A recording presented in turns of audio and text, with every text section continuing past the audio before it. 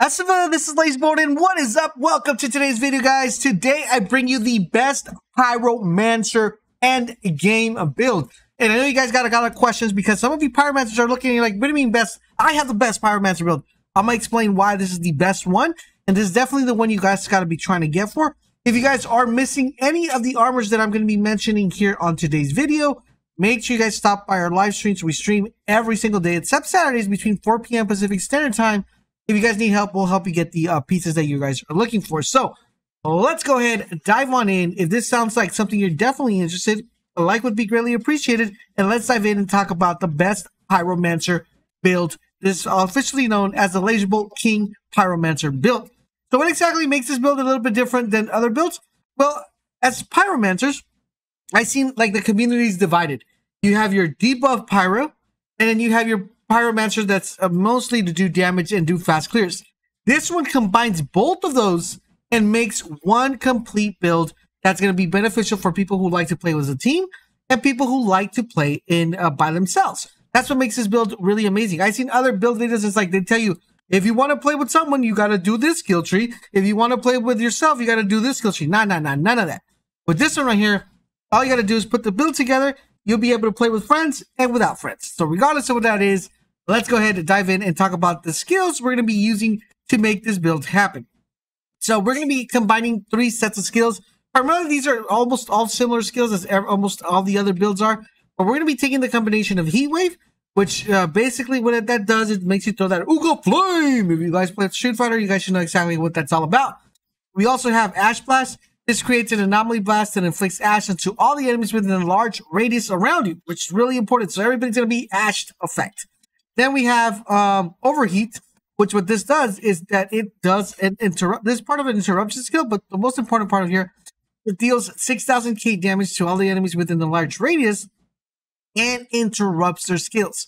Enemies afflicted with the burn receive 87 damage instead, the burn will be consumed. So really important on how you actually do these combos. At the end of the video, I'll explain how you want to actually do this to get the maximum amount of damage. All right, so that being said, let's take a look at the skill tree and then we'll dive into the inventory. All right, so here we have the skill tree, guys. Let's talk about what we're picking up here and why we're picking it up and how all of that's going to combine into making this an amazing build. So some of you guys that are running Pyromancers, you probably have this completely filled up right here and maybe like 1 or 2 in here.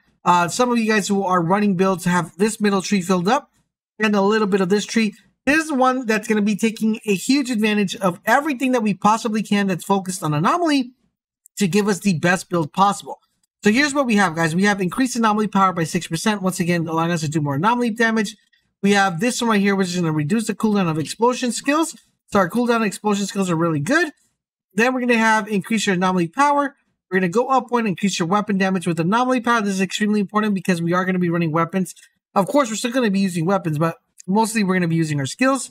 Then we have decrease all your skill cooldown by 10%. Huge, guys, huge, because you want to get that 10% reduction. We have increased your skill damage by 8% against marked enemies. Since almost everybody's going to always be marked, there's going to be playing a huge role.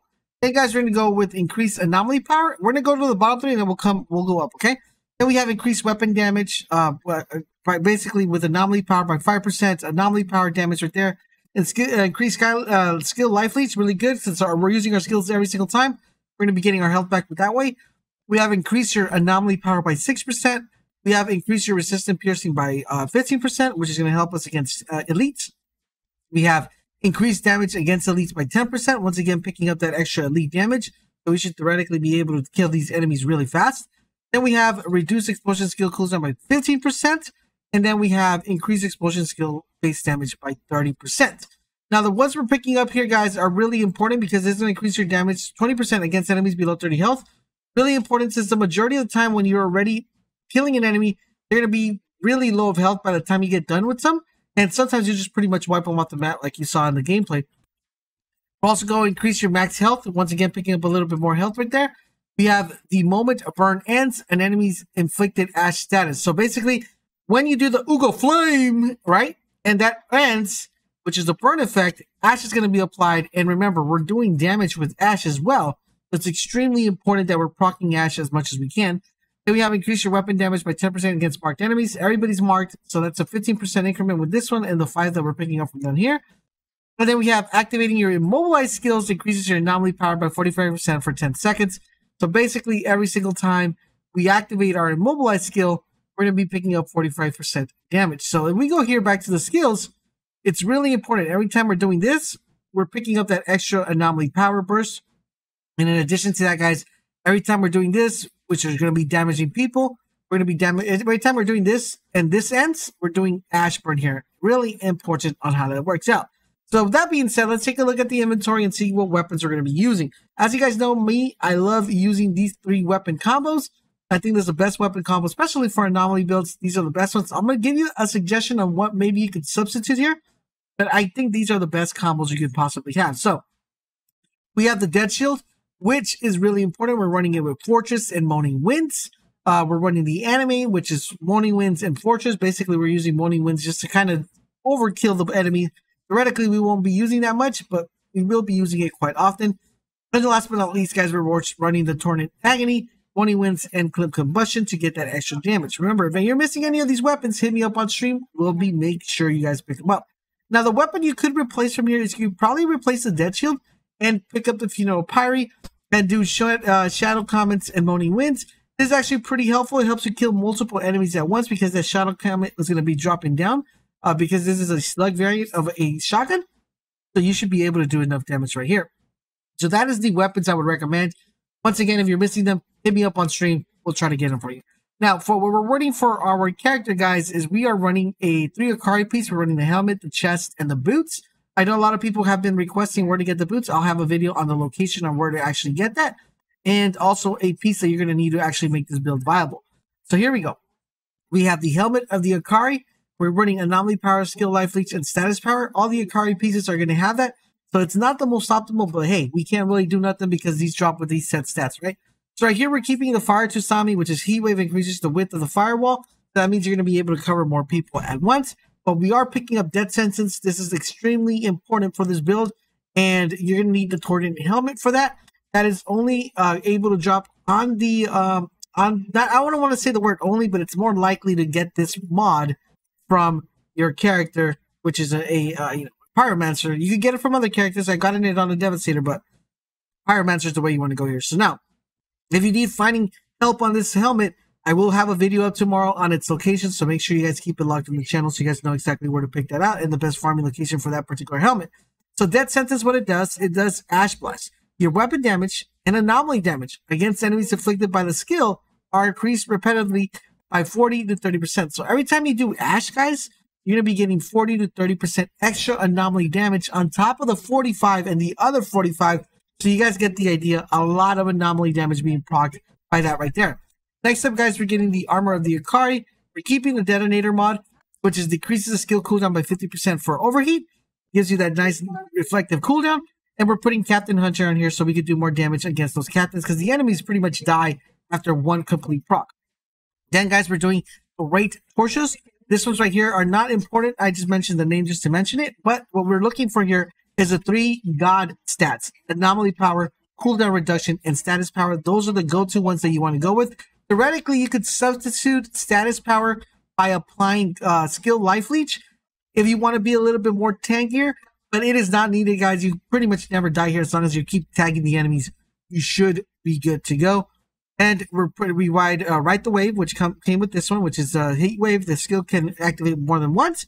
And we added Burnout here, which is damaging enemies take 25% more damage for 8 seconds. So once our first Heat Wave goes, we then launch our second one. It's going to give us extra damage on that one. For the gloves, guys, we're picking up, once again, the God tier, anomaly power, cooldown reduction, status power. And we have Sunburn here, which we actually applied in here because we picked up Ashen Boost, which is extremely important. You want to make sure you get that one. But we applied Overheat here, which is increased by 48k plus damage enemies that have their status consumed by the skill. So remember, we do consume the burn, so we are picking up that 48k. And we have Ashen Boost here, which boosts your damage against enemies afflicted by Ash by 20%. Really important. That is the key butter right there. Last but not least, guys, we got the Boots of the Akari. We're keeping the Master Consumer, which is Overheat, the skill consumed up by Burn or Ash status to deal damage. Consume both at once, increases your damage by 150%. Remember, since we are consuming that when we're proccing our mod, when we're proccing that, it's doing a ton of damage on that proc. Remember, at the end of this video, I'm going to tell you guys exactly how you want to do the combo so you guys can know exactly what we're doing. Last but not least, guys, we have Ash increase range. So this one just pretty much gives you a further reach of how far the Ash Blast goes. Theoretically, you could substitute this for another one, but I think for fast clears, this is definitely one that you want to have. Now let's talk about how you're going to want to make sure you combo this. So we have a 1, 2, 3 combo, right? Basically, the way we want to do this, guys, is you want to apply overheat, and you want to make sure it tags the enemy. Then you apply it again just so you can get that double 8, right? Once you do that applying, you're then going to want to make sure you inflict Ash on these enemies. The way you inflict Ash on these enemies is you hit them with that 2 combo. Everybody's going to be frozen. And when everybody's frozen, boom, bada bing, you hit them with that one and everything instantly dies. It's pretty much over. Theoretically, the elite will probably still have a little bit more health. They'll probably be like a quarter. You hit them with 2 morning winds, boom, bada bing, they're dead. And the good thing about this, as you see here, I am already ready to use this one. So I would go 1, right? You see another one, I hit it again, 1. We freeze everybody. We destroy everybody, and we hit them with 2 morning winds. By the time our 2 morning winds reloads are done, we are then back ready to hit that combo right there and then hit that right there. And while the our main bread and butter is still going up there. So as you see here, we're able to do those 3 times, and that guy is back. Now that he's back, we just wait for it to load, hit him like that, destroy everything in sight. Bing bada bing, that's how you want to combo with this particular build. Trust me, guys, put this build together, you guys won't be disappointed. Best anomaly build for the Pyromancer. Not only is it a debuff pyro, but it's also a killing machine by playing solo. I hope you guys are enjoying our Outriders videos. If you are, do me the huge favor, guys, drop a comment, drop a like. If you have any additional questions, leave them in the comment section down below. Don't forget to join us on our live streams. We're probably streaming right now, so stop by and hang out. Thank you guys for watching, and I'll catch you guys on the next video.